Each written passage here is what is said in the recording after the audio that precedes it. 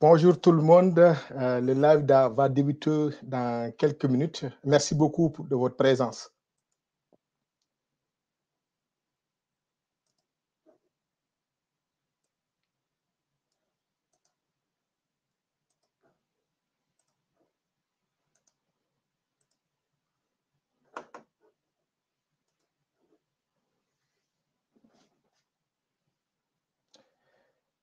Bonjour chers abonnés.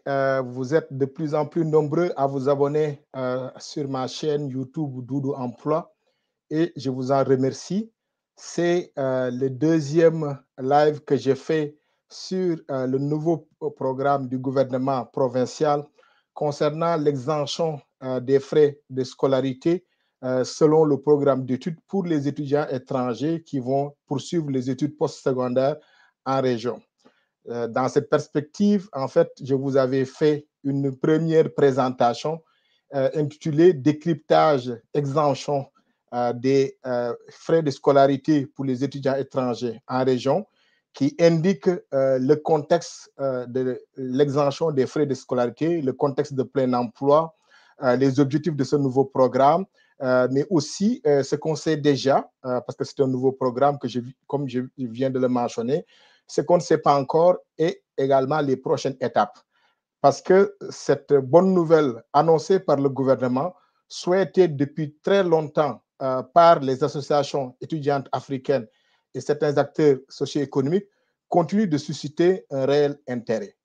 Aujourd'hui, je reviens pour un deuxième live sur les conditions d'exemption des frais de scolarité pour les étudiants étrangers en région, toujours selon le programme d'études, parce que, en fait, je trouve important de revenir sur ce programme qui est récent, mais on peut se baser déjà sur des éléments qui sont tirés de faits observables à partir de documents officiels du gouvernement, notamment le site officiel gouvernemental québec.ca, pour vous donner les grandes lignes de ce nouveau programme.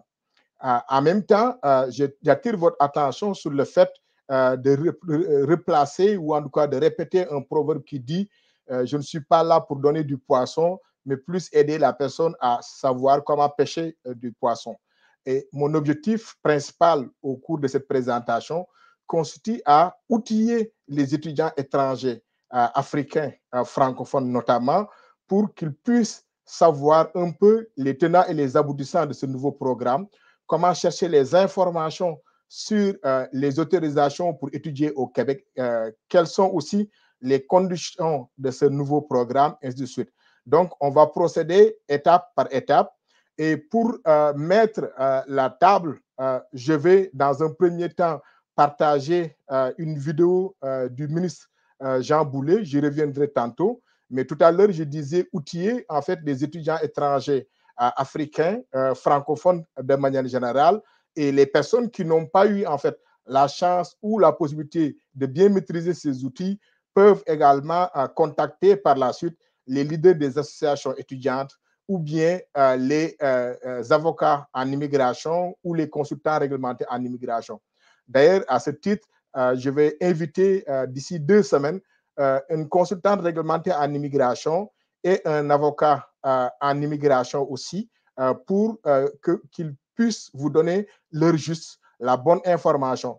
Donc, vous pouvez d'ores et déjà poser vos questions en fait dans les commentaires pour que je puisse les traiter au fur et à mesure et préparer en fait l'entrevue avec ces personnes ressources qui vont être là pour nous donner véritablement les bonnes informations.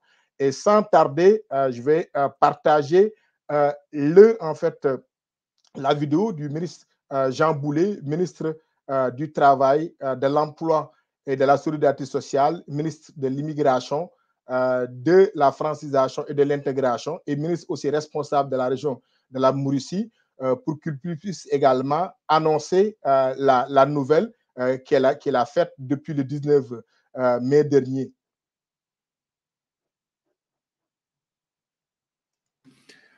Vous le savez, on vit un contexte de pénurie de main-d'œuvre. C'est plus aigu dans un certain nombre de secteurs. On a aussi un intérêt profond pour attirer et retenir des étudiants internationaux dans la région et dans toutes les régions francophones du Québec. Et ce que j'annonce ce matin, c'est une exemption des frais de scolarité pour les étudiants internationaux qui vont venir étudier à temps complet à l'extérieur de la communauté métropolitaine de Montréal. Donc, ils n'auront plus à payer des frais de scolarité supplémentaires. Ils vont payer les mêmes frais que les étudiants québécois. Ce qui représente, vous le savez, au niveau collégial, quelqu'un qui arrive de l'étranger a à assumer à peu près 17 000 $ par année, alors qu'au Québec, il n'y a pas de frais de scolarité au niveau collégial et à l'université, c'est 24 000, alors que l'étudiant québécois assume environ 3 000 $. Donc, il y a une économie de 17 000 pour l'étudiant international qui vient dans un collège et 21 000 pour un étudiant international qui vient à l'université. Dans le contexte de l'opération main-d'œuvre, vous savez, il y a un certain nombre de secteurs publics essentiels, tout ce qui s'articule autour de la santé, les infirmières, puis je sais que vous êtes très actifs dans les programmes de sciences infirmières ici à Rimouski. L'éducation, les enseignantes, les enseignants, tout ce qui concerne l'éducation à la petite enfance. Et il y a des secteurs privés qui sont véritablement névralgiques à l'économie du Québec. Pensons aux technologies de l'information et au génie notamment. Donc, dans la perspective de l'opération main-d'œuvre, les étudiants internationaux qui viennent étudier dans ces programmes-là pourront bénéficier de l'exemption que j'annonce aujourd'hui. Vous le savez, il y a, puis je veux donner quelques exemples pour être un peu plus pratique, là, mais il y a les techniques de soins infirmiers au cégep de Trois-Rivières, il y a la technologie de génie civil au cégep de Chicoutimi, maintenant Saguenay. Il y a le baccalauréat en enseignement secondaire, ici aussi, François, à l'Université du Québec à Rimouski. Il y a le génie électromécanique à l'Université du Québec en Abitibi-Témiscamingue. Il y a beaucoup de mesures, beaucoup de programmes qui vont être sur le site québec.ca. Je suis convaincu que ça va favoriser l'attraction et vous savez que le taux de rétention des étudiants internationaux est extrêmement élevé. On mentionnait ici à Rimouski à peu près 75 %. Mais quand tu viens étudier ici, généralement, tu découvres une communauté, tu adhères à des valeurs sociales et québécoises, tu te fais un chum, tu te fais une blonde, tu te trouves un emploi. Et les personnes qui vont venir de l'étranger, qui vont étudier à temps complet, vont aussi bénéficier d'un accompagnement personnalisé.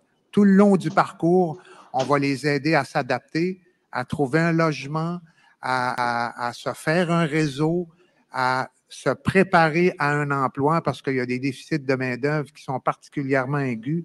Donc, je pense que c'est une force vive pour le Québec. Puis, un autre élément que nous discutions un peu plus tôt, quand les personnes arrivent ici au cégep de Rimouski, il y a aussi une forte probabilité que la personne puisse décider de continuer son parcours académique à l'Université du Québec à Rimouski. Donc, c'est du capital humain. Ici, dans notre constituante de l'Université du Québec, on a à peu près 10 %. On a à peu près 600 étudiants internationaux. Donc, il y a un potentiel. Cette mesure-là va entrer en vigueur au mois de septembre 2023. Elle ne sera pas rétroactive, mais elle va s'appliquer aux étudiants qui sont chez nous à ce moment-là, à l'extérieur de la communauté métropolitaine de Montréal, et qui sont dans les mesures, programmes visés par l'opération main-d'œuvre. On évalue à peu près 2850 étudiants qui vont en bénéficier à partir de ce moment-là, puis on anticipe en rajouter jusqu'à 1200 là, dans les 3-4 prochaines années. Mais il faut en faire la promotion. L'avenir du Québec passe par la régionalisation de ces étudiants internationaux-là. Il faut s'assurer de pouvoir en bénéficier totalement. Je pense que c'est la formule qui va nous permettre de gagner dans les régions, pour les étudiants, pour les entreprises, pour les partenaires qui sont impliqués dans l'écosystème social et économique du Québec. Alors voilà, merci, c'est l'annonce que je voulais faire et bien sûr souligner l'étroite collaboration de ma collègue à l'enseignement supérieur, Danielle McCann, qui va contribuer à la mise en application de ce que j'annonce ce matin. Alors, merci beaucoup de votre présence. Merci. Comme vous avez pu l'entendre de la bouche du ministre de l'Emploi, Jean Boulet, l'un des objectifs de ce programme vise la régionalisation de l'immigration. En même temps, ça permet à des étudiants étrangers français, ou en tout cas qui ont l'objectif de faire des études en français, d'aller poursuivre les études postsecondaires en région. Et je retiens particulièrement la phrase du ministre qui dit « L'avenir du Québec passe par la régionalisation de ces étudiants internationaux et qu'il faudra faire la promotion de ce programme ». C'est dans cette optique que je fais la promotion de ce programme qui s'inscrit aussi dans un cadre beaucoup plus vaste dans le sens où on cherche à résoudre la pénurie de main-d'œuvre, mais en même temps aussi, on cherche justement à favoriser en fait l'attraction et l'établissement des étudiants étrangers en région. Tantôt, j'avais expliqué un peu les outils parce que j'ai eu à peu près une dizaine d'outils ou de liens que je veux partager avec vous et parce qu'on va procéder étape par étape parce que comme c'est une information nouvelle, comme aussi c'est un sujet, en fait, surtout l'immigration, qui n'est pas un sujet simple. Donc, j'ai une feuille de route qui me permet de pouvoir également donner l'information. Et je m'excuse pour les personnes qui n'ont pas la chance de se connecter, parce que tout à l'heure, ma fille était venue me voir pour me dire en fait, qu'ils sont toujours en attente là pour regarder, en fait, le YouTube ou Facebook. Je vois qu'ils sont déjà... Je suis déjà en ligne, même sur YouTube. C'est des problèmes techniques et je m'en excuse auprès de cet abonné. Mais rassurez-vous, l'information sera disponible après sur ma chaîne YouTube. Donc, je vais partager le premier élément essentiel. Tout à l'heure, le ministre parlait du site officiel québec.ca qui constitue pour moi votre feuille de route comme étudiants étrangers et qui veulent avoir des informations sur véritablement les démarches de ce nouveau programme. Donc, comme vous l'avez vu, en fait, dans le partage ici, vous avez ce site québec.ca et le titre, c'est « Exemption des droits de scolarité supplémentaires selon le programme d'études et la région ». Et donc, dans cette information ici, comme vous le voyez, on a pu identifier les secteurs d'emploi qui sont jugés prioritaires par le gouvernement du Québec. Donc, on parle des technologies de l'information, on parle du génie, on parle de la santé et des services sociaux, de l'éducation, mais aussi des services de garde éducatifs à l'enfance. Certainement, vous vous posez des questions. Quels sont les programmes de formation? Quels sont aussi les établissements qui sont admissibles par rapport à ce nouveau programme? Pour les programmes de formation, l'information n'est pas encore disponible, mais on peut se fier à ce que le ministre disait tout à l'heure parce qu'il donnait quand même des exemples sur les programmes qui pourraient être admissibles. Donc, tout à l'heure, il disait qu'il y a un programme ou des programmes de technique de soins infirmiers au Cégep de Trois-Rivières, technologie de génie civil au Cégep de Chicoutimi, baccalauréat en enseignement secondaire à l'Université du Québec à Rimouski, génie électromécanique à l'Université du Québec en Abitibi-Témiscamingue. Il a par la suite annoncé qu'il y a beaucoup de mesures de programmes, de nouveaux programmes qui seront disponibles en fait sur le site québec.ca. Il faut comprendre un peu le contexte aussi en fait de ce programme et tout. Parce que l'objectif, c'est de viser des secteurs où il y a une pénurie de main-d'œuvre. Parce que le Québec vit une problématique de pénurie de main-d'œuvre. Il y a même un creux historique du taux de chômage au Québec qui était, je pense, au mois d'avril à 3,9 avant d'être au mois d'avril à 4,1. Donc, ça veut dire que le Québec vit le plein emploi. Le Québec est le champion de la pénurie de main-d'œuvre au Canada. Ce n'est pas pour rien que les journalistes en parlent, que des titres des journaux aussi en fassent allusion.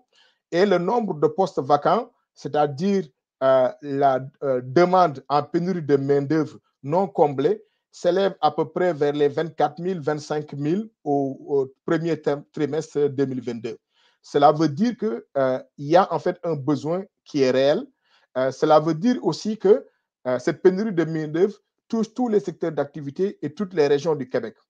Cette pénurie de main-d'œuvre aussi permet au gouvernement ou incite le gouvernement à faire ou à mettre en place une stratégie, ce qu'on appelle une opération de main-d'œuvre, qui s'inscrit dans la résolution de cette problématique de main-d'œuvre.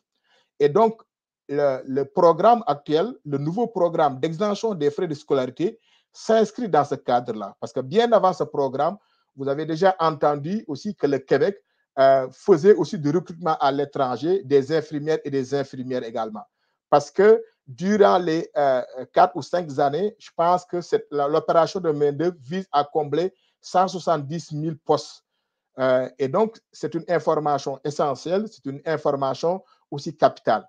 Et il y a même en fait une étude qui est intitulée L'équilibre du marché du travail, qui est publiée par le ministère du Travail, de l'Emploi et de la Solidarité sociale, qui indique que d'ici 2025, de mémoire, il y a 50% des postes qui seront des postes en déficit de main-d'œuvre.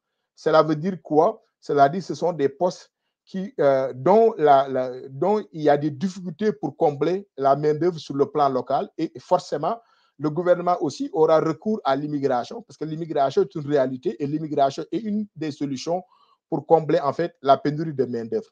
Et si on revient également dans toujours cette exemption au niveau, par exemple, des conditions d'admissibilité, élément essentiel, vous avez vu que le gouvernement dit que pour être admissible, la personne ou l'étudiant étranger doit répondre aux conditions suivantes.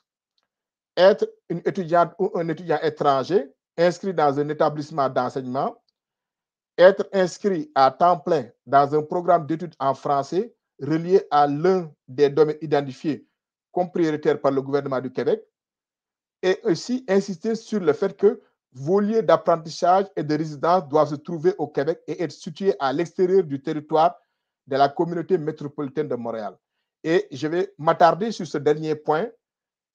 Vos lieux d'apprentissage et de résidence doivent se trouver au Québec et être situés à l'extérieur du territoire de la communauté métropolitaine de Montréal. Pourquoi le gouvernement procède ainsi? Parce que la majorité des personnes immigrantes et des étudiants internationaux s'établissent dans la grande région métropolitaine de Montréal. Dans les statistiques, sur les 45 000 de mémoire, il y en a 38 000 qui sont déjà établis, étudiantes étrangers qui sont déjà établis dans la métropole. Ce qui fait que le gouvernement veut aussi pousser les étudiants étrangers à aller s'établir en région. Mais aussi, chez les personnes immigrantes, on indique qu'il y a 85% des personnes immigrantes qui s'établissent dans la grande région métropolitaine de Montréal. Et pour l'île de Montréal, à peu près, c'est 72% en moyenne qui viennent s'établir. Donc, d'où la nécessité véritablement d'aller regarder en fait ce qui se passe ailleurs.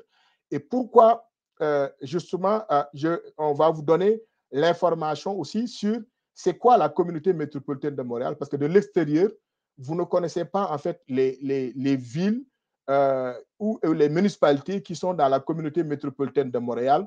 Donc, je vais faire aussi un autre partage d'un autre outil également pour vous donner une idée, c'est quoi la communauté métropolitaine de Montréal et comment aller chercher l'information aussi sur les sites officiels. Parce que tout ce que je vais vous donner, ce sont des sites officiels. Parce que moi, je me base toujours sur des sites officiels parce que pour moi, c'est ça qui est majeur et qui est important.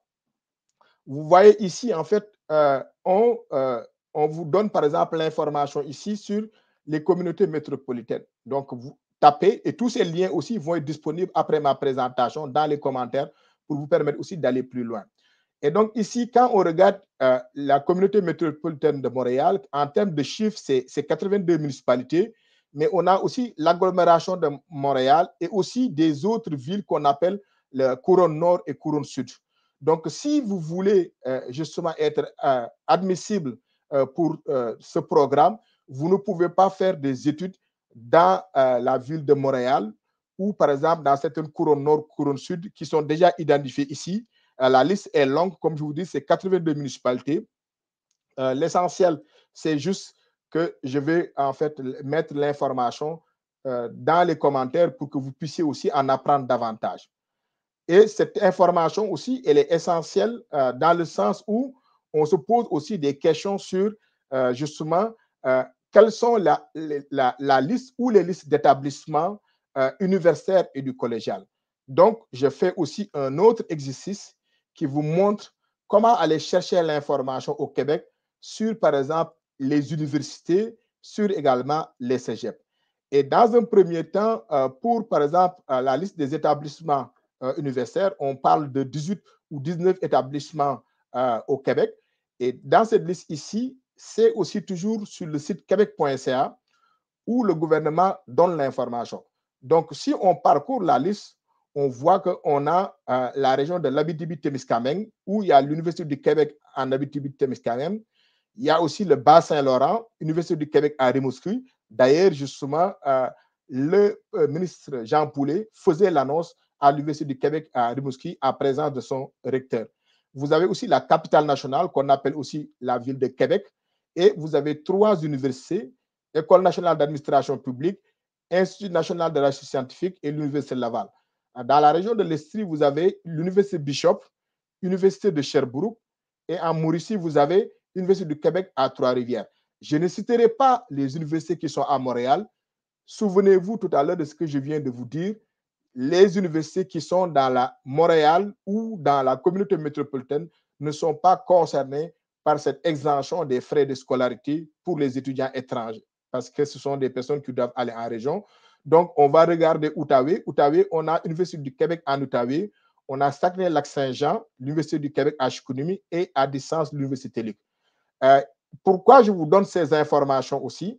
C'est que c'est pour vous donner en fait une idée justement dans la liste des universités. Mais pour l'instant, à l'heure officielle, il n'y a pas un document du ministère qui dit voici les universités qui vont faire partie de ce programme. On suppose juste que toutes les universités qui vont être en région et qui favorisent le français, évidemment, vont faire partie, mais il n'y a aucune information officielle dans ce sens, mais vous pouvez avoir une première idée. Et tout à l'heure, j'ai oublié de mentionner dans le premier document que je vous ai fait parvenir, c'est-à-dire le document sur l'exemption des frais de scolarité, qu'il faut toujours regarder toujours en bas en fait de la page. Donc ici, vous avez, il vous dit par exemple, date dernière mise à jour 1er avril 2021. Pour justement aussi le document aussi de Québec.ca sur l'exemption, la dernière mise à jour, c'était le 19 mai 2021. Le 19 mai, c'est la date où le gouvernement provincial annonçait la mesure. C'est important de regarder toujours dans les publications quelle est la dernière date de mise à jour, parce que même les fonctionnaires du ministère de l'Immigration, de la francisation et de l'intégration, et même les fonctionnaires du Service Québec, quand ils vont faire des présentations, ils vous diront véritablement que cette information est valable seulement à partir de la date où la présentation est donnée, et puis même peut-être à la fin de la présentation, l'information peut changer. Parce que l'immigration évolue à une vitesse grand V. L'immigration, en fait, il y a tellement de changements au niveau des critères, au niveau des programmes. Donc, c'est important de savoir cela, mais c'est important toujours aussi de vous référer sur le site québec.ca parce que c'est là où le gouvernement fera en fait la mise à jour. Donc, après vous avoir présenté la liste des établissements au niveau des universitaires, je vais vous présenter en fait la liste des établissements au niveau collégial, ce qu'on appelle la liste des cégep. Donc, la liste en fait des cégep et collèges privés du Québec. Il y en a plusieurs en fait. Et donc, comme je le disais tout à l'heure, le ministre a cité quelques listes de cégep. Mais sachez que dans toutes les régions du Québec, il y a en fait des cégep. Donc, le programme va concerner justement les cégeps qui seront identifiés à partir des secteurs priorisés. Je répète, pour ces secteurs priorisés, on parle de la santé et services sociaux, on parle des technologies de l'information, on parle également d'éducation à l'enfance, on parle aussi de génie, on parle aussi de technologie à l'information. Donc, ce sont en fait ces 5 secteurs qui sont identifiés et priorisés par le gouvernement et les personnes dont le dossier seront admissibles choisiront en fait ces programmes de formation. Maintenant, il y a toujours en fait un questionnement sur comment justement je devais faire pour choisir les études au Québec. Comment je dois procéder. Donc là aussi, je vais expliquer en fait un autre outil qui vous donne l'information sur comment justement procéder pour, par exemple, les études au Québec.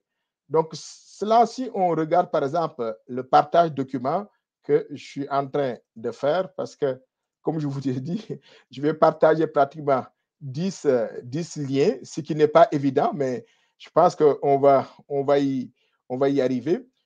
On a ici obtenir les autorisations pour étudier au Québec. Et ici, vous avez par exemple l'information. Vous avez toujours le site québec.ca qui vous donne l'information officielle sur quelles sont les étapes, les démarches. Et vous savez justement que pour étudier au Québec, vous devez avoir en fait 2 documents officiels. On a le certificat d'acceptation du Québec qui est délivré par le gouvernement du Québec et un permis d'études qui est délivré par le fédéral. Et sur le permis d'études délivré par le fédéral, j'aurai l'occasion de revenir parce qu'il y a quand même beaucoup de polémiques sur le taux de refus des étudiants étrangers africains. Je vais y revenir. C'est pourquoi je suis heureux et content de cette mesure gouvernementale québécoise parce que c'est comme une réponse à Ottawa qui refuse systématiquement les demandes des étudiants étrangers africains qui pouvaient avoir justement un certificat d'acceptation du Québec, mais qui, en bout de ligne, était refusé par Ottawa sur des raisons qui n'étaient pas valables. J'y reviendrai tantôt. Donc, si vous voulez savoir quelles sont les informations pour étudier au Québec, vous avez ici toujours le lien ici, comme vous avez vu, québec.ca, éducation, étudier Québec, et vous avez les informations sur quelles sont les conditions requises. OK? Donc, comme je dis, 2 étapes, provinciale, fédérale. Donc, permis d'études du gouvernement fédéral, vous le voyez ici, la demande de sélection temporaire pour études, et aussi quels sont les documents à transmettre. Donc, documents à transmettre aussi, ça vous donne par exemple les informations pour savoir quels sont les documents que je dois transmettre. Quelle est la lettre d'admission de mon établissement d'enseignement au Québec et qu'est-ce que la lettre doit comprendre. Donc, on vous donne ainsi des informations sur le nom du programme, la date de début, le nombre de crédits, etc., etc. Et aussi les preuves de capacité financière. Donc, ici, vous avez quand même l'information sur comment faire une demande d'études en fait au niveau du Québec. Si je reviens par exemple au niveau aussi fédéral, donc au niveau fédéral, vous devez en fait aussi faire des démarches, ce que je vais vous partager aussi. Donc, ici toujours dans l'onglet, donc on va y aller en fait dans ce qu'on appelle ici la liste des établissements d'enseignement désignés. Parce que cette information, elle est importante, elle est primordiale. Et je vais vous expliquer pourquoi elle est primordiale. Donc, dans cette liste des établissements d'enseignement désignés, qu'est-ce qu'il faut comprendre? C'est que pour demander un permis d'études, vous avez besoin d'une lettre d'acceptation d'un établissement d'enseignement supérieur, désigné du moins, ce qu'on appelle EED. Donc, un EEDD est une école approuvée par un gouvernement provincial ou territorial pour l'accueil d'étudiants étrangers. Il faut vérifier à la fin, parce qu'on a la liste des EED par province et territoire. Donc ici, comme vous avez vu, on a sélectionné, consulté la liste par province ou territoire. Donc on va en bas de la page et on choisit par exemple notre province qui est le Québec, qu'on aime bien. Donc, quand vous sélectionnez le Québec, vous allez voir toute la liste des établissements. Donc on va vous dire par exemple l'Université du Québec, à Trois-Rivières, à Rimouski, et ainsi de suite. Donc vous allez avoir cette idée c'est quoi véritablement les écoles ou les universités qui sont dans ce qu'on appelle la liste des établissements d'enseignement désignés.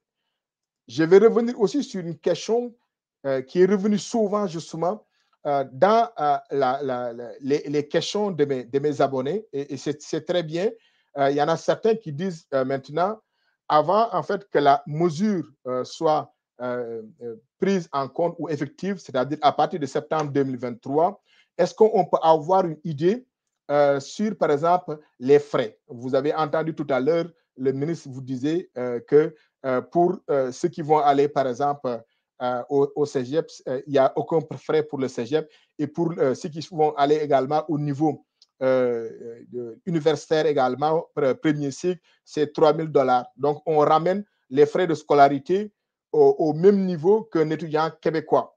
Et donc, tout à l'heure aussi, je vais vous montrer l'exercice qui vous prouve ce qu'un étudiant québécois paye, ce qu'un étudiant étranger paye, ce qu'un étudiant français, de suite. Donc, je vais faire en fait des simulations par rapport à ces éléments et tout.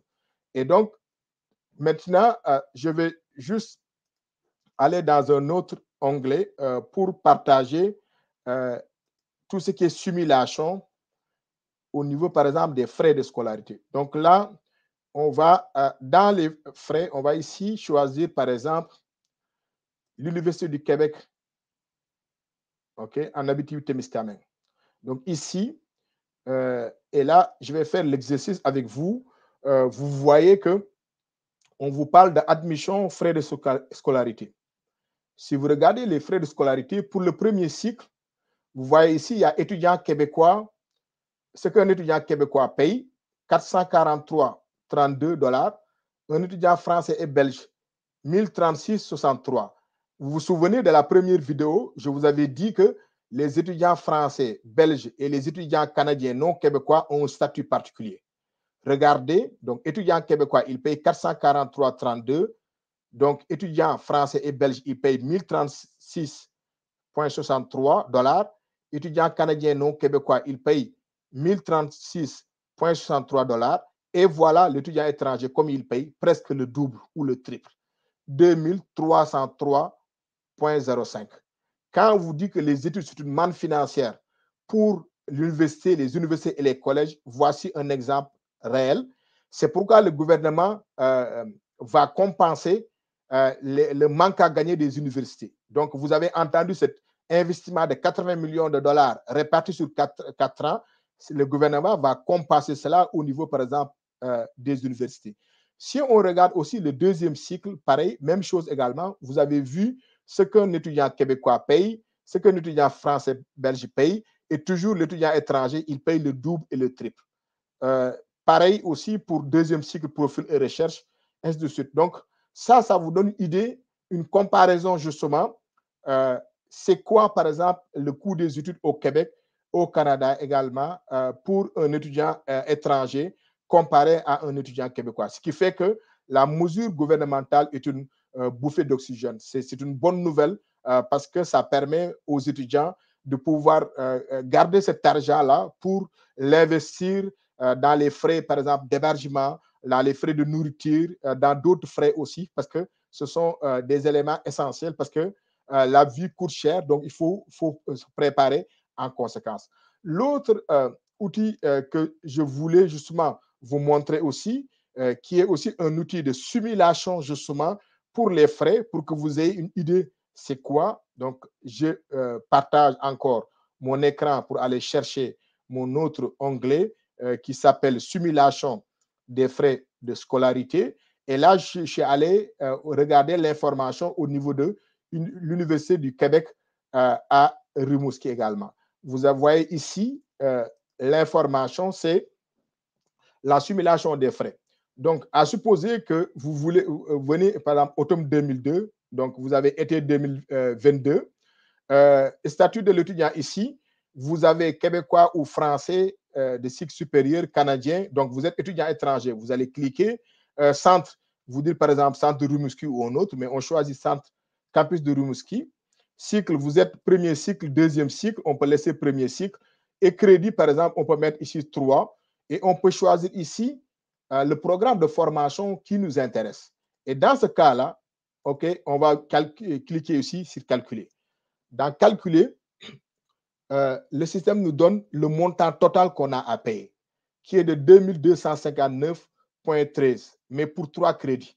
Maintenant, on nous donne comme information comme quoi le montant des frais de scolarité calculés n'est qu'une estimation. Il n'inclut pas les frais d'assurance des associations étudiantes. Les frais de scolarité peuvent être modifiés sans préavis selon les décisions du ministère. Certains frais supplémentaires peuvent être exigés pour certains programmes. le montant obtenu est donc à titre indicatif seulement. Et là, on parle d'assurance maladie, hospitalisation, de la fondation UCAR, ainsi de suite, ainsi de suite. Donc, pourquoi, en fait, je vous donne ces informations? Ça permet à des personnes qui veulent savoir, mais c'est quoi, c'est combien, en fait, nous coûtent les études pour avoir une idée véritablement de cet outil pour pouvoir développer cela. Je vous avais dit tantôt que je vais revenir, en fait, sur ce qu'on appelle le permis d'études du fédéral. Vous savez qu'il y a plusieurs articles des journaux québécois et canadiens, notamment des journalistes comme Romain Chouet de Radio-Canada, de Lisa Marie Gervais, qui ont documenté les taux de refus des étudiants étrangers africains, parce que, comme je vous l'ai expliqué tantôt, le Québec peut donner le certificat d'acceptation du Québec, OK? Et le fédéral dit non, cette personne, je ne vais pas lui donner un permis d'études, donc la personne n'aura pas de visa pour entrer. Et ça a créé des problèmes. Et d'ailleurs, j'ai un tableau, mais je ne veux pas vous donner en fait plusieurs chiffres, plusieurs informations, mais je vais vous lire seulement ce que le journaliste Romain Chouet avait écrit par rapport en fait au taux de refus qui est énorme chez les étudiants africains francophones. Dans son article, comment des étudiants étrangers francophones sont refusés par Ottawa, donc l'article date du 27 novembre 2021, Romain Chouet nous donne par exemple des exemples. Il dit les taux de refus des étudiants provenant d'Algérie, de la République démocratique du Congo, du Togo, du Sénégal, mon pays d'origine, ou du Cameroun, avoisinent ou dépassent allègrement les 80%, révèle une compilation de ces données obtenues par Radio-Canada. Parce que vous savez, ici, il y a une société transparente où on a accès, où les journalistes ont accès à l'information, et c'est tant mieux. Et c'est ça également une société développée. Il poursuit. À titre de comparaison, les demandes faites de France, du Royaume-Uni ou d'Allemagne sont quasiment toutes acceptées. Celles provenant d'Inde, qui ont connu un bond important au cours des dernières années, sont aussi majoritairement acceptées. Donc, c'est la raison pour laquelle je disais que j'en fais aussi mon cheval de bataille, entre guillemets, parce que vous l'avez vu, je suis immigrant d'origine sénégalaise. Ça fait 17 hivers que je suis au Québec. J'ai fait une partie de mes études en France et je connais l'importance des études. Et d'ailleurs, c'est paradoxal pour le fédéral qu'on puisse refuser en fait des étudiants africains francophones dans des motifs, parce qu'on dit qu'ils ont installé un nouveau système, un nouveau logiciel qui fait de telle sorte qu'ils veulent aller plus vite à la tâche et qu'ils éliminent. Et parfois même, il y a des articles qui ont démontré que ce sont des personnes qui viennent en tout cas, de pays où les parents ont de très bonnes situations, donc des personnes riches. Et ces personnes-là, on les refuse le visa. Ça ne veut pas dire que les parents n'ont pas d'argent. Au contraire, on dit parfois comme motif que ce sont des personnes qui ne vont pas rester au Canada après leurs études. Et pourtant, le Canada fait une politique incitative pour retenir les personnes qui sont justement au Canada. Donc, il y a eu, déjà durant la COVID, il y a eu des programmes spéciaux qui sont mis en place, mais bien avant la COVID. Et en même temps, ce qui est paradoxal, il y a aussi une nouvelle étude qui est sortie et qui s'est basée sur bâtir un Canada inclusif ou un meilleur avenir inclusif. Et dans cette étude-là, on montre que les étudiants étrangers continuent à travailler, ont de très bons salaires et participent massivement et activement à l'économie canadienne également. Et donc, c'est paradoxal véritablement que Ottawa fasse une telle mesure. Et quand on a annoncé la nouvelle, le premier ministre Justin Trudeau s'est dit, en fait, préoccupé par la situation. Mais moi, je peux vous assurer, comme immigrant, comme africain aussi, je vais utiliser les tribunes, je vais dénoncer cette situation sur toutes les tribunes jusqu'à ce que la situation change. Je n'ai pas de pouvoir là-dessus, mais j'ai un pouvoir aussi de sensibilisation parce que je pense qu'on contribue au niveau de cette société et tout. Puis en même temps, on ne doit pas faire la discrimination en fonction de l'origine en fait ethnique. Et d'ailleurs, Ottawa se contredit parce que Ottawa est le champion en fait de la diversité, en tout cas de la promotion de la diversité. Et faire une telle mesure, véritablement, c'est inadmissible. Mais je peux vous rassurer sur une chose, c'est qu'au niveau du Québec, le milieu universitaire se mobilise davantage pour également aider les personnes immigrantes, justement, et notamment les étudiants étrangers, à trouver leur place au niveau de l'université, au niveau de la société. Et je vais partager en fait un dernier outil pour vous montrer à quel point que justement on ne vous oublie pas, on n'oublie pas les personnes qui sont ici, peu importe leur origine. Et là, j'étais heureux de participer à un panel qui a été organisé par le réseau des universités du Québec. Et ce panel était orchestré de fort belle manière par le CAPRES. Et là, je profite de l'occasion pour saluer les Karine et puis les Julie. Certainement, ils regardent ce live ou ils regarderont ça plus tard. Et donc ici, vous voyez ce colloque visait véritablement à accompagner et puis à aider les professionnels qui accompagnent les étudiants étrangers ou les étudiants internationaux.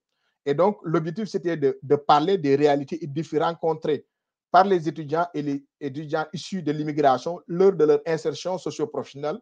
Et il fallait voir comment mieux les préparer et les accompagner durant leur parcours étudiant. Donc, c'était le 2 juin dernier.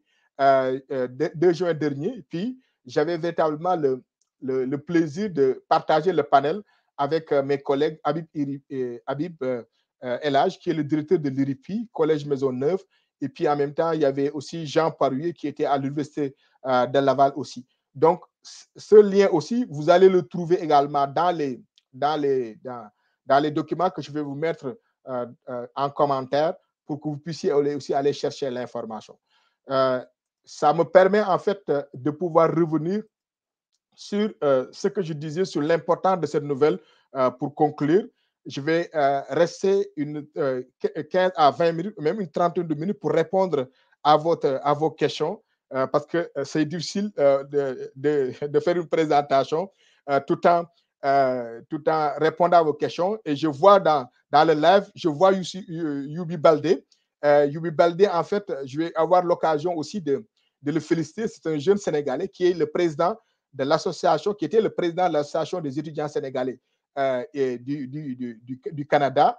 Et quand je parlais tout à l'heure de cette mesure gouvernementale qui est saluée par les associations étudiantes africaines, je parle de lui et de d'autres leaders associatifs que je connais parce que ce dossier, on en a parlé en fait sur toutes les tribunes. Et là, je salue l'engagement aussi de ces jeunes leaders associatifs parce que ça c'est important. Et quand cette nouvelle est tombée également, j'ai pensé à toutes ces associations-là, des associations sénégalaises, burkinabèses, ivoiriennes, camerounaises, maghrébines également, toutes ces associations-là qui disaient au départ qu'ils voulaient avoir le même statut que les étudiants français de la Belgique et tout. Et aujourd'hui, en fait, c'est une consécration. Donc, sur ce, moi, en fait, je félicite le gouvernement parce que je suis quelqu'un, quand s'il y a des bons coups, je le souligne. Quand c'est le moment de dire les vraies affaires, on va dire les vraies affaires. Mais quand c'est le temps aussi de chercher des solutions, on va chercher aussi des solutions. Donc, moi, je vous remercie beaucoup, justement, pour votre aimable attention.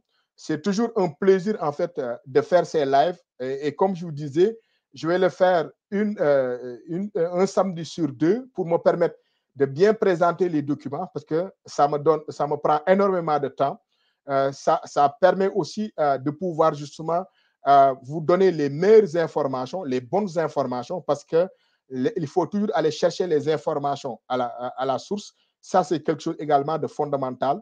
Et aussi, je tiens aussi à m'excuser pour des personnes qui voulaient écouter ce live et qui n'ont pas pu le faire pour des raisons techniques. Je m'en excuse vraiment. Puis je vais m'assurer à l'avenir que d'un tel problème technique ne se reproduise.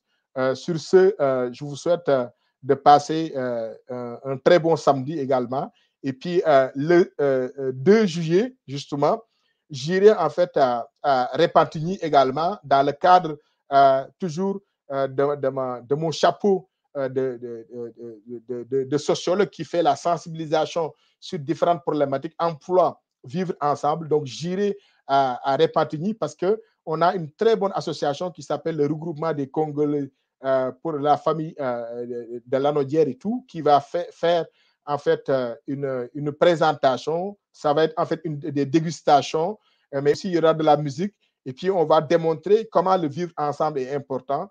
Le 17 aussi, il y a une activité également toujours dans ma région, notamment dans ma ville Terrebonne également, où il y a aussi une association qui s'appelle Aminat. Et on a un chanteur sénégalais, Zalsek aussi, et d'autres chanteurs aussi maghrébins qui seront de la partie. Et c'est aussi une occasion de promouvoir le travail des artisans. Donc, tout ça dans un rythme bon enfant, mais où on valorise aussi l'immigration, l'intégration. Et je termine toujours par dire que l'intégration de responsabilités partagées entre plusieurs acteurs et que toutes les personnes qui viennent au Québec, au Canada, viennent enrichir le Québec, le Canada également. Ça se passe par les études, ça passe par un emploi, mais un emploi à la hauteur de leurs compétences. Mais ils peuvent rester optimistes pour l'instant parce que le contexte du travail est favorable, le momentum est là également. Il y a de plus en plus des employeurs qui sont ouverts à la diversité et en même temps aussi, le Québec aussi et les régions du Québec vont vous accueillir à bras ouverts. Et donc, je vous remercie pour votre attention. Merci et à la prochaine. Bye bye.